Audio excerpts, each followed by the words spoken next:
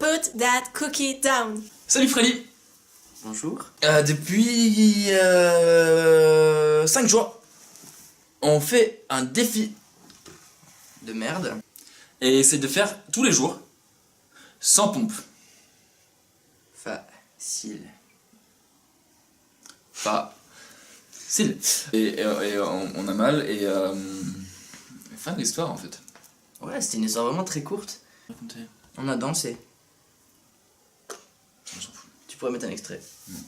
Non, Bon, bah, j'en ai j'ai déjà fait et ça me saoulait. Ça m'a saoulé de le regarder derrière. Un extrait de quoi? De danse. Si, mais un extrait. Bah non. Non, je mettrai pas d'extrait. Faire danser. Non, ça me fait chier de mettre un extrait. Par contre, on est en tournage, tu coupes le téléphone. Moi aussi. C'est la moindre des choses en fait. Non, y a pas de respect ici ou comment ça se passe en fait? Excusez-moi pour ce petit contretemps, maître. Je préfère. Maître. Oh, on a toussé en même temps, Mathis, enchanté. Guess. Ah non, Maped, enchanté. Gu. Parfait. Ah, on a été recruté à la BICP. Ça a marché, tu penses? Attends, je fais comme les youtubeuses beauté. Bah, vas-y, explique-nous ce que c'est que le La BICP, c'est la brigade. C'est ça. J'en ai encore. C'est la brigade d'intervention de Center Park. C'est bien. T'as peut-être remarqué que j'ai pas fait de vidéo la semaine dernière. Même, je sais que tu l'as remarqué parce que toi non plus t'as pas fait de vidéo. C'est pas parce que moi je fais pas de vidéo que ça t'excuse. Et Ouais, un peu quand même. bah non. C'est pas parce que moi je fais de la merde que toi tu dois faire de la merde derrière. Eh, c'est moi qui ai de la lumière derrière. Ça change vraiment tout. Waouh, oh, on nous voit bien. Hey. Mets de la lumière rouge. Rouge. Waouh, ça se voit encore moins bien. Non, mais vert. On met une couleur qui se voit, non? Oh, parfait, nickel. On laisse en bleu du coup? On peut mettre en rose. Non, ça fait moche. Bleu foncé? Jaune? Rouge? Du coup, la BICP, Gus, tu peux nous en parler? Ouais. BICP, on était embauché en tant qu'agence spéciale de Center Parks. On pensait qu'on allait être animateur. Finalement, on va être agent secret. Ce qui consiste, en gros, à courir. Croiser les bras avec des lunettes. Oui, croiser les bras avec des lunettes en général. Lunettes. Juste comme ça. Viens, tu rajoutes des lunettes ferme- dégueulasses. Ferme les yeux et ça fera comme si on avait des lunettes. Parce qu'on voit pas. Avec des lunettes, on voit. Ah oui, pardon. Si tu étais un dinosaure, tu serais lequel? Moi? Hmm. Un brachiosaure. Normal. Et toi? Diplodocus. J'ai hésité. Tu te souviens, j'ai dit viens on filme. Mais j'ai dit un truc avant. Peut-être. Et Sûrement. c'est important pour pouvoir improviser correctement. Oui, c'était important. De verre de vin.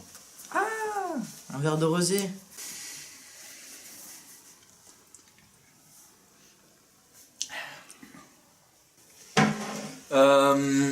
Si, ce qu'on va pouvoir raconter, c'est ce qui est arrivé hier. On était en voiture. Et au bout d'un moment, on est tombé en panne. Oui.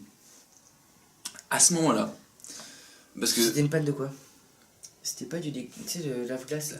les liquides de lave-glace, exactement. Et C'était ça. c'était la voiture de Noémie qui a dit le put that cookie down. Et on est tombé en panne de C'est la voiture de lave-glace. Noémie qui a dit put that cookie down. Non, c'est pas la voiture, c'est Noémie. c'est C'est Noémie. Noémie elle-même Et c'est elle qui l'a dit. Et après, c'est sa voiture à elle. qui est tombée en panne. Et c'est pas la voiture. C'est pas la voiture de la voiture. La voiture n'a pas de voiture, on est d'accord. Non. La voiture est tombée en panne de lave-glace, du coup on a été obligé de s'arrêter. Ouais. De toute façon, on a calé. Hein. De toute façon, on ne pouvait plus avancer. Tu m'étonnes. On s'est arrêté sur le bord de l'autoroute, faute de détresse, triangle de signalisation, Gilet jaune. gilet jaune, mais pas pour manifester. Il y a une âme charitable qui arrivait, c'était Gilou. Et Gilou il nous a dit ça va les gars et la miss, c'est parce que c'est un peu un beauf, hein. Il s'appelle Gilou.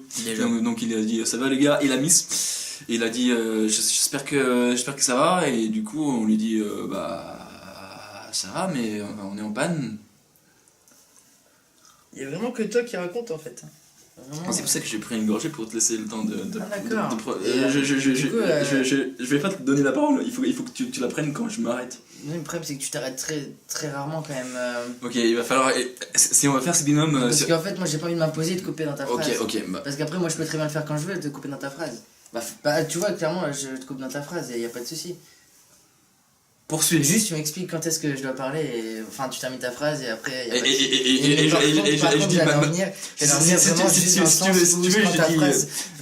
dis Mathis prend la suite, je peux le dire. Mais après, moi ce que je veux dire, c'est surtout quand ta phrase se termine. Je peux dire Mathis prend la suite. Maintenant, Mathis va poursuivre l'histoire. L'histoire qui était très intéressante de base. L'histoire. Ça peut être une question d'affirmation. De base, l'histoire c'est moi qui l'ai raconté. Non mais tout au long de l'histoire. Ça, ok. Ça, ok. Mais toi, est-ce que t'as. Par contre, en fait, du coup, Gilou, quand il est arrivé, et il nous a vu, du coup, et il a dit ce que Gus nous avait affirmé tout à l'heure, c'est-à-dire, ouais, c'est lui les gars et la miss. Donc, c'est vrai que sur le coup, on a peut-être un jugement un peu hâtif, dans le sens où on a tout de suite compris que c'était un beauf. Et du coup, il nous a juste proposé un verre de rosé. Et du coup on lui a dit non mais nous il faudrait qu'on répare notre voiture et tout. Et du coup il a regardé et du coup il a remarqué qu'en fait du coup le bouchon de là où il y a le liquide pour le lave-glace, il était vraiment fermé et pas de lave-glace dedans. Du coup on l'a ouvert et il n'y avait pas de lave-glace dedans. Et du coup Gilou il allait dans son coffre et il n'y avait pas de lave-glace non plus pour le remplir. Et du coup on a dû appeler un dépanneur. Le dépanneur il a mis au moins 1h30, 2h je crois pour venir à peu près, juste pour nous expliquer qu'en fait du coup la voiture elle pouvait largement démarrer sans lave-glace dedans. Et du coup on est reparti, on est allé faire des courses et après on est arrivé sur le magasin je crois. Et c'est à ce moment là que... Vas-y, passe-moi devant. Je prends juste mon verre. Je te dirai rien. Donc par contre... Non, au bout d'un moment... L'histoire, faut vraiment parce que là on vient de raconter vraiment à tu peine, passes devant, à peine comment tu veux que je parle alors que la caméra ne me voit pas? Parce que j'ai Au pas bout d'un moment... Non mais vas-y. parce que franchement, L'histoire elle est intéressante au bout d'un moment. Au bout d'un moment... Non mais tous les détails sont importants. J'essaye vraiment d'avancer. Et sachant que j'ai besoin de prendre mon verre de rosé pour boire. Il faut avancer. Donc on arrive en magasin. Ça sera coupé ça. Et donc... Qu'est-ce qui va être coupé? La phrase où tu dis ça va être coupé ou le moment où on parle que d'un même temps? On arrive au magasin. Ça répond vachement à ma question. Et là... Je pose mon verre là Bah fais ça, parce que comme ça t'éviteras de me passer devant. Tu peux me le remplir le mien? Oui. On arrive au magasin. Putain cette histoire, on va jamais y arriver au bout. C'est vraiment intéressant en plus. Ok. On arrive au magasin. Et devine qui est-ce qu'on voit? On a vu Valentin. Ouh. T'as de la surhumaine dans les oreilles. C'était un prank. Et donc on arrive au magasin, on voit Valentin. Valentin c'est un gars qui a fait de l'escalade avec Mathis jusqu'à tes 16 ans. Ouais, c'est exactement ça, mais je t'ai rempli un verre de rosé que j'ai gardé dans ma main et que je suis en train de boire. Alors que j'ai mon verre vraiment à côté. Merci, c'est gentil. De rien. Donc, étant donné qu'ils s'étaient pas vus depuis tes 16 ans et t'es actuellement 17, 20, les calculs, tout ça, j'ai toujours un doute. Donc, on arrive au magasin, on voit Valentin qui a fait de l'escalade avec Maped pendant 3-4 ans. Non, 2 mois. 2 mois.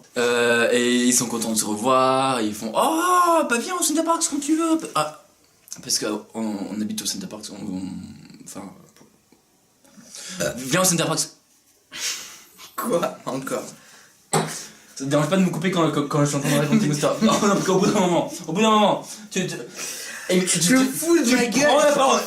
Tu prends la parole. Je te laisse parler. Tu prends la parole. Tu prends la phrase. Tu prends la Tu me parole. demandes d'intervenir, je balance une autre. On était donc, toi, moi et Valentin, au supermarché et pour acheter du rosé. On était à court de rosé. Valentin, je le connaissais pas. Mais accessoirement, il nous manquait, je crois, du liquide vaisselle, mais on en a pas racheté d'ailleurs. On en a. Putain. Bref, on a du rosé, c'est le principal, parce que laver des assiettes avec du rosé, c'est... Ça se fait. Du coup, on était parti acheter du rosé, et du coup, nous, ce qu'on fait quand on cherche du rosé, c'est moi qui le prends, parce qu'en fait, Gus, il est tellement grand qu'il voit pas les prix les plus bas en bas des rayons. Et du coup, moi, vu que je suis beaucoup plus petit, que Gu, ben en fait je vais récupérer les trucs en bas. Et en fait je regarde les étiquettes parce que c'est dans un magasin, tu sais, c'était vraiment tu sais, l'angle, tu sais, de 2 rues. Tu sais, c'était un carrefour, tu vois, de 2 rues. C'était à ce niveau-là, le magasin. T'as compris un peu Arrête de boire, putain, t'en es déjà à ton 2e verre. Et du coup, bah en fait, moi j'étais parti chercher le rosé vraiment tout en bas du rayon. Et c'est vraiment le moins cher. Et donc, vu que c'était un angle de 2 rues, donc au niveau d'un carrefour, bah en fait, j'ai dû descendre, et descendre en bas, beaucoup. Et vraiment, bah, il y avait plein d'autres personnes qui étaient allongées par terre, je crois, tu te rappelles. On était vraiment à la recherche du produit le moins cher. Et donc là, j'ai repéré une petite étiquette rouge, comme ça, marqué prix le plus bas. J'ai vu un prix qui était pas si bas, mais je l'ai pris quand même, le rosé, et il faut avouer qu'il est plutôt bon. On s'attarde pas assez, parce que tu dis que je m'attarde trop sur les détails. Non, sur les détails insignifiants, tu t'attardes vraiment sur les détails de merde. Pour moi, c'est un détail signifiant. Signifiant? Oui. Lequel? C'est l'inverse du insignifiant. C'est que en fait, il y avait tous ces gens allongés par terre en train de chercher les meilleurs prix. Oui. Et vraiment, ils étaient tous sur le ventre. Et le problème, c'est qu'ils cherchaient en dessous des rayons. En dessous des rayons. Le problème, c'est qu'il y a ça comme espace, donc pour un cubi de rosé, c'est pas assez. Selon moi, non, mais après. Après, j'ai pas regardé. Bah voilà. J'ai pas regardé. Non, c'est vrai, chacun sa façon de voir les choses. C'est vrai. Et donc, voir toutes ces personnes allongées par terre, parce que c'est ça aussi le but de l'histoire qu'on vous a raconté. C'est là le summum, c'est le climax, si vous voulez. Les climax. C'est mieux. C'est là les climax du coup, parce que tous ces gens allongés par terre, ça m'a rappelé que au fond, on est tous un peu allongés par terre dans un magasin. Oui. Dans la vie, je veux dire. Dans la vie. Peu. Dans la vie, nous sommes. Peu. Nous sommes. Premièrement, allongés dans notre lit. Ensuite, allongés dans notre âme.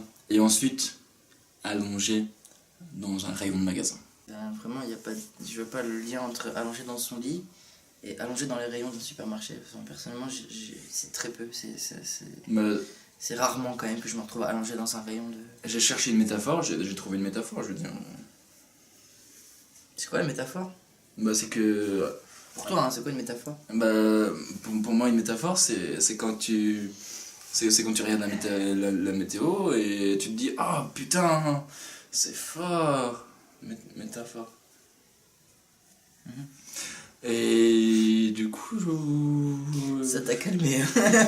Ouais, va te servir un verre, t'as raison. Moi, je pensais plus que c'était juste des personnes qui cherchaient du rosé. Et à un prix vraiment pas cher, donc ils regardaient par terre. Pour moi, ils étaient pas seulement allongés, ils regardaient aussi.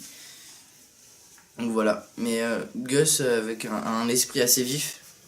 Non, rien, je me fous un peu de ta gueule. Aïe! Tu m'as mordu? Quoi? Putain, la caissière! Vas-y, finis avec la caissière. Avec la caissière. Tu te rappelles de son prénom? Joséphine. Joséphine.